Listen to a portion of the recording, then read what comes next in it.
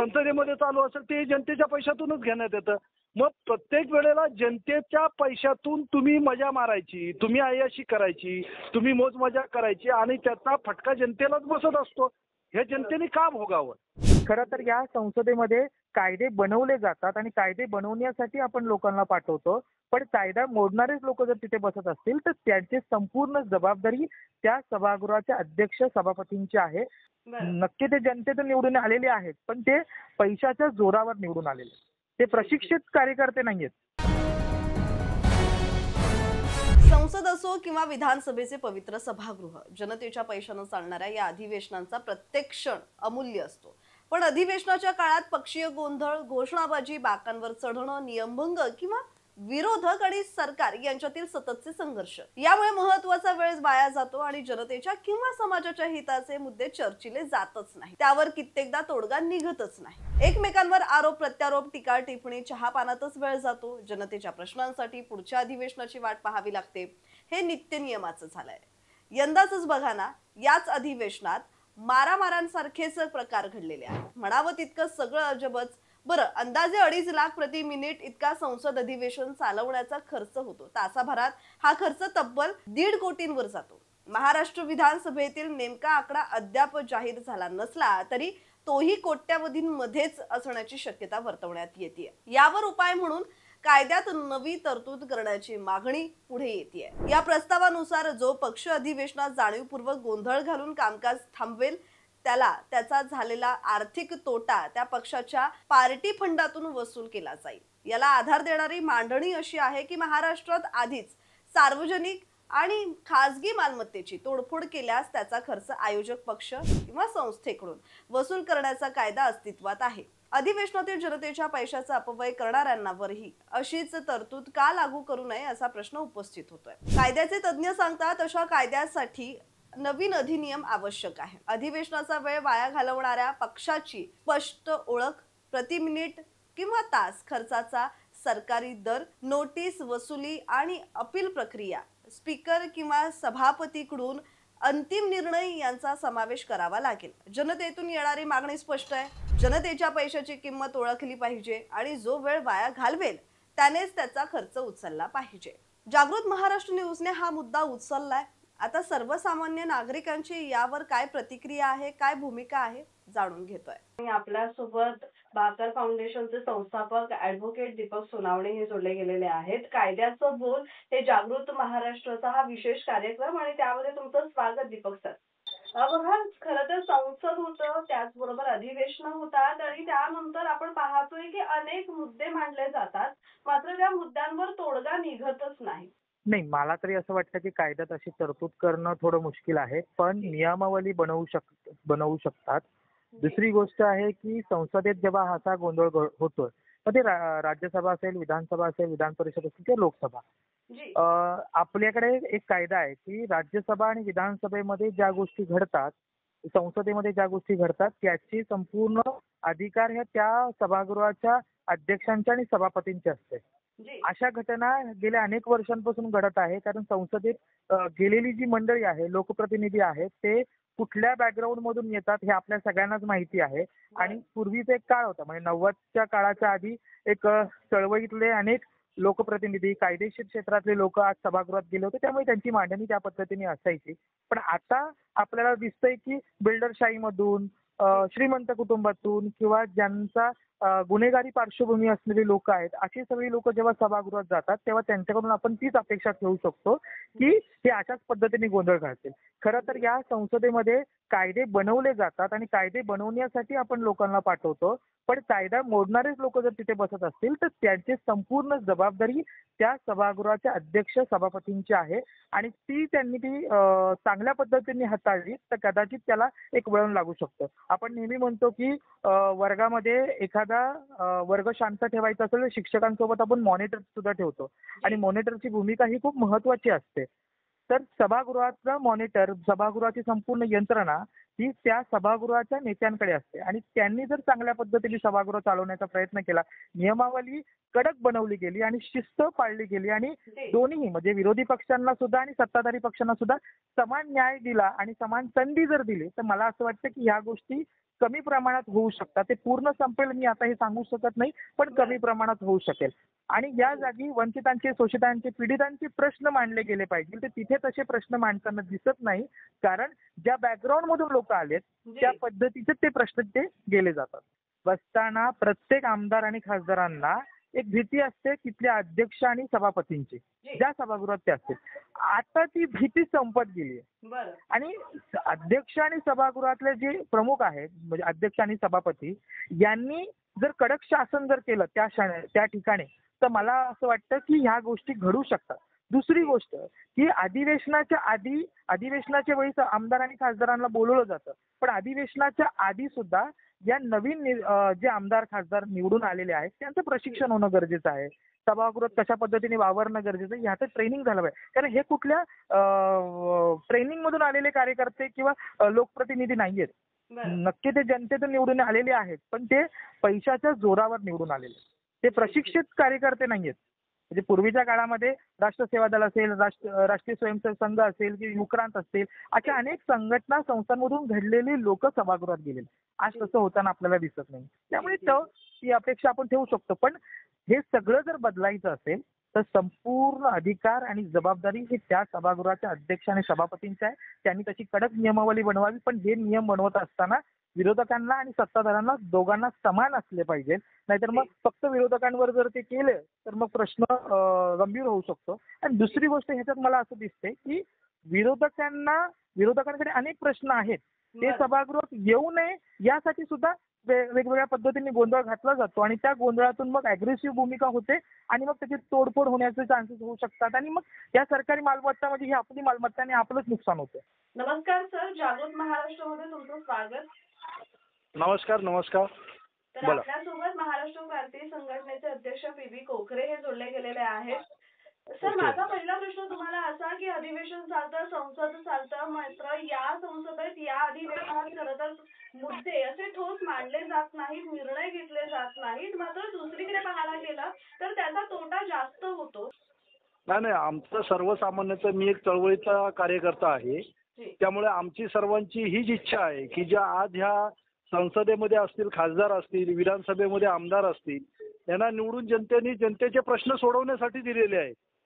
पण त्या ठिकाणी जे ते गेले, त्या ज्या अपेक्षा आहेत जनतेच्या, त्या अपेक्षाप्रमाणे ते काम करत नाहीये. ते तिथे समजा पक्षाच्या भूमिका मांडत असतील, या एकमेकाची हुज्जत घालत असतील, या पायऱ्यावरती बसून अनेक दुसऱ्या मुद्दे घेऊन बोंबलायची कामं करत असतील, मारामाऱ्या करत असतील, एकमेकांना चिडवण्याचं काम करत असतील. ह्या सगळ्या कामासाठी जनतेने त्यांना निवडून दिलेले नाही.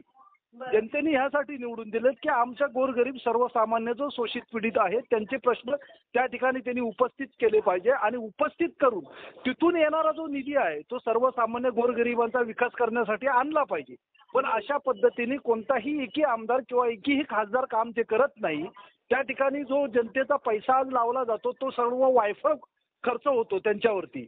आता अधिवेशन, हिवाळी अधिवेशन चालू होतं, त्या अधिवेशनमध्ये आता हा जनतेच्या पैशातूनच ते अधिवेशन घेण्यात आलं. संसदेमध्ये चालू असेल ते जनतेच्या पैशातूनच घेण्यात येतं. मग प्रत्येक वेळेला जनतेच्या पैशातून तुम्ही मजा मारायची, तुम्ही अय्याशी करायची, तुम्ही मोजमजा करायची आणि त्याचा फटका जनतेलाच बसत असतो. हे जनतेने का भोगावं? जर नियमावली आली, तो खर्च जर त्यांनीच भरला किंवा तशी नियमावली आली, कायदा आला, तशी तरतूद झाली, तरी सुद्धा राजकीय नेते मंडळी असाच गदारोळ घालतील, काय वाटतं?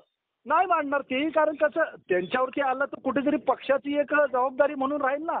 पक्ष अध्यक्ष असतील, त्यांची जे कमिटी असेल त्यांनाही कळेल ना की बाबा खर्च आपला होतोय आणि तुम्ही तिथे भूमिका मांडत नाही, त्यामुळे वायफळ खर्च होतोय आणि आमच्या पक्षाला फटका बसतोय.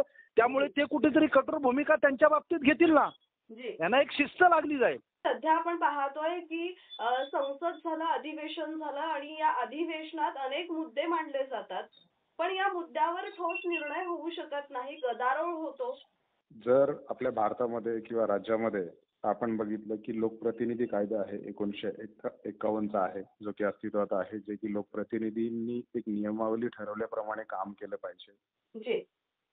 त्यानंतर एक आपल्याकडे representation of the people act आहे, जो की त्याला मी मराठीतून अगोदरच सांगितलं तुम्हाला. त्याच्यामध्ये वेगवेगळे सेक्शन्स आहेत. बरं. तर त्याप्रमाणे कुठे काम कसं करावं लोकप्रतिनिधींनी, खासदारांनी, आमदारांनी संसदेमध्ये, विधानसभेमध्ये त्या संदर्भात एक वेगवेगळ्या नियमावली ठरवलेल्या असतात. जी. पण आता तुम्ही जो मला प्रश्न विचारलाय की साधारणतः लोकसभेचं किंवा संसदेचं किंवा विधानसभेचं कुठल्याही राज्याचं जे अधिवेशन होतंय त्यामध्ये माझ्या माहितीप्रमाणे तुम्ही जशी माहिती सांगितली की 1 मिनिटाचा खर्च हा संसदेच्या अधिवेशनामागे 1 मिनिटाला जवळजवळ 2.5 लाख रुपये खर्च होतात आहे. 2.5 लाख. श्री. बरोबर. मग तसा साधारणतः जर 1-1, 1.5 कोटी रुपये खर्च जर होत असेल अधिवेशनासाठी एका तासासाठी जी. आणि आपण आता अनेक प्रकरणामध्ये बघतोय की अनेक प्रकरणामध्ये आज आपले जबाबदार लोकप्रतिनिधी जे लोकांनी निवडून दिलेले आहेत जी. हे संसदेमध्ये कोणत्या प्रकारे वागत आहेत किंवा विधानसभेमध्ये कोणत्या प्रकारे वागत आहेत, गदारोळ करत आहेत, जी. जो की हा सर्वसामान्य जनतेचा पैसा हा देशामध्ये गेलेला असतो. सर्वसामान्य एखादा आमदार जेव्हा निवडून येत असतो तेव्हा त्याला 10 लाख 12 लाख लोकांचं प्रतिनिधित्व मिळत असतं. तो तिथे निवडून गेलेला असतो आणि हा सर्व पैसा आपला कराच्या माध्यमातून किंवा इतर माध्यमातून सरकारपर्यंत गेलेला असतो. जी. आणि हा सगळा पैसा हा जनतेचा पैसा असतो. पण आमदारांना किंवा खासदारांना माझ्या माहितीप्रमाणे याचं गांभीर्य असायला हवं की आपण कोणाच्या पैशाची उधळपट्टी करतो. आपले सर्वसामान्यांचे प्रश्न असतील, शेतकऱ्यांचे प्रश्न असतील, हे बरं. प्रश्न आपण मांडण्यासाठी आपल्याला लोकांनी इथपर्यंत पाठवलेलं असतं. हे कदाचित कुठेतरी लोकप्रतिनिधी आपल्याला विसरताना दिसत आहेत. जी, पण या बाबतीत कायदा होणं अपेक्षित आहे का?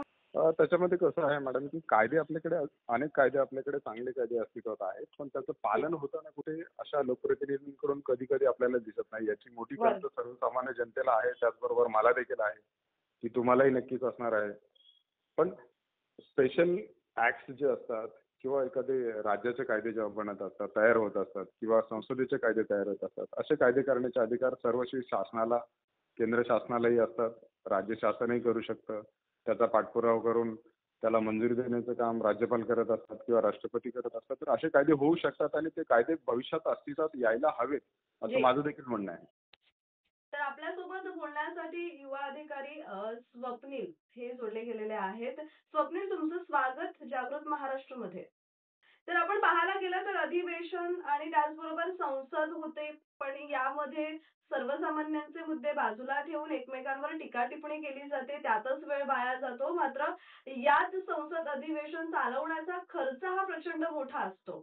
तुम्ही बोलल्यासारखं मॅडम का सर्वांना जे अधिवेशन असतं त्याच्यात जो खर्च असतो जनतेचा, ते राजकीय पक्ष असेल किंवा कोणी असेल, तो जो खर्च होतो त्याचा मोबदला म्हणजे जनतेचं मत काय त्याच्यावर, सामान्य जनतेचं, जी. बरोबर ना. तर जो आपण अधिवेशन हे म्हणजे एक आपण मंदिर म्हणतो विधानसभा, जी. त्या विधानसभेत जे जनतेसाठी जे मुद्दे असतात, जे लोकांच्या हितासाठी किंवा तो तिथे एखादा बजेट होतो, तो जर सुरळीत चालला तर तो त्या कालावधी असतो, तर त्या जनतेचा वापर बरोबर विधानसभेत विरोधी पक्ष नेते असून दे किंवा सत्ताधारी असून दे, ते बरं. दोन्ही व्यवस्थित करतात. पण जेव्हा तो विधानसभेमध्ये ज्या मंदिरामध्ये गदारोळ होतो किंवा अधिवेशन पुढे ढकललं जातं किंवा काय होतं, तो सर्व जनतेचाच पैसा असून त्याच्यावर कुणी काय बोलत नाही. म्हणजे सत्ताधारी आणि विरोधी पक्ष नेते त्यांच्यामध्ये ही जुगलबंदी चाललेली असते. त्याच्यामुळे हे नुकसान तर सामान्य महाराष्ट्रातल्या गोरगरीब जनतेलाच आहे त्याचं. जी. जी. जी. जर ही नियमावली आली किंवा कायदा आला तर सर्वसामान्यांना असं वाटेल की बाबा राजकीय नेत्यांच्या मनात ही भीती असेल की हा जो खर्च आहे तो आपल्याकडूनच वसूल करण्यात येईल. आम्हाला असं वाटतं का त्याचा हे जे लोक हे करतात त्याचा विरोध व्हायला पाहिजे आणि हा जो गदारोळ घालतात विरोधक जे सत्ताधारी असतील तर ते त्याचा हा जो आपण बोलले तर ते व्हायलाच पाहिजे, हे आमचं प्रामाणिक मत आहे. संसदेत सर्वसामान्यांचा पैसा खर्च केला जातो. अंदाजे 2.5 लाख प्रति मिनिट इतका संसद अधिवेशन चालवण्याचा खर्च आहे. तासाभरात 1.5 कोटींवर तो जातो. तसं विधानसभेचंही असेल. सर्वसामान्य म्हणून तुम्हाला आता सध्या काय वाटतं की संसदमध्ये असो किंवा विधान भवनमध्ये असो, सामान्य माणसाचा काही आपल्याला काही मुद्दे मांडायला आपण एखाद्या आमदाराला किंवा खासदाराला पाठवतो, बरोबर आहे. पण तो विषय असा होतो की ते मुद्दे बाजूला असतात कारण कित्येक वेळा आपण बोलतो की आता आता आपण विधान भवनमध्ये बघितलं, एक दुसऱ्याच्या अंगावर जाण्यापर्यंत ही आपली आमदार लोक गेलेली आहेत. पण तेच जर त्याच जोरात त्यांनी जर आपल्या महाराष्ट्रामध्ये जी काही परिस्थिती आहे, जे काय त्यांना आपण ज्या उपकरणासाठी आपण त्यांना पाठवतो त्याच्याबद्दल जर त्यांनी कामं केले तर खूप चांगलं झालं असतं. फक्त हे काय होतं माहिती आहे का मॅडम, मला असं वाटतं, माझं असं वैयक्तिक मत आहे की हे एक दुसऱ्याला बहुतेक बोलतात ना सांगलोट असणारे, की तू असा म्हणजे जे सामान्य माणसाचे मुद्दे जे आहेत ते बाजूला ठेवायसाठी हे एक दुसऱ्यामध्येच पूर्ण दिवस जाणार आणि ते मुद्दे बाजूलाच राहणार. तर असं मला वाटतं की हे तुमचा जो उपक्रम आहे त्या उपक्रमाला माझ्याकडनं तर 100% तुम्हाला शुभेच्छा देतो. खूप चांगला उपक्रम आहे